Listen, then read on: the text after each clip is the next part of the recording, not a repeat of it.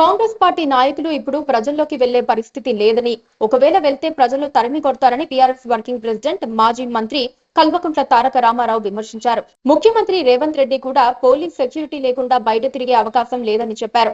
ప్రజలు తిడుతోన్న తిట్లకు రేవంత్ రెడ్డి కాకుండా వేరే వాళ్లుంటే ఆత్మహత్య చేసుకునేవారని ఆరోపించారు.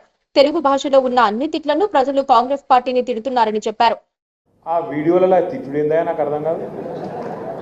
గిన్ని తిట్లు ఉంటాయని కూడా తెలియదు నాకు. ఇంకోడు కూడా అయితే ఆయన బకెట్లో నీళ్ళు పోసుకొని అలా దుంకి చచ్చిపోతుండు. రేవంత్ రెడ్డి కాబట్టి బతుకుతుండు, కానీ ఇంకోడు కూడా అయితే ఎప్పుడో చచ్చిపోతున్నాడు తిట్లకు. అరే అరే అరే ఏం తిట్లు అవి, ఏంది అది? తెలుగు భాషలో గిన్ని తిట్లుంటాయని కూడా ఎక్కలేదు నాకు. గన్ని రకాలుగా తిడతాను. అది ఎవరు తిట్టేది మళ్ళా? 80 ఏళ్ళోళ్ళు 90 ఏళ్ళోళ్ళు. నిన్న ఒక మహిళ సిర్పూర్ కాగజ్ నగర్ బీఆర్ఎస్ కార్యకర్తల ఆత్మీయ సమావేశం శనివారం తెలంగాణ భవన్ లో జరిగింది. స్థానిక ఎన్నికలపై బీఆర్ఎస్ నేతలు కార్యకర్తలకు కేటీఆర్ దిశానిర్దేశం చేశారు.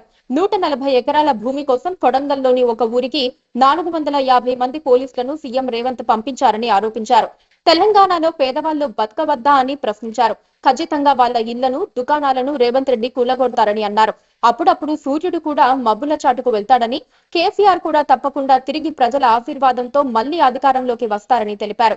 సిర్పూర్ కాగజ్ నగర్ తో తనకు వ్యక్తిగతంగా అనుబంధం ఉందని తెలిపారు. కాగజ్ నగర్ లో బీఆర్ఎస్ ను బలోపేతం చేశామని అన్నారు. కాగజ్ నగర్ పేపర్ మిల్లును తెరిపించేందుకు అన్ని రకాలుగా ప్రయత్నం చేశానని గుర్తు చేశారు.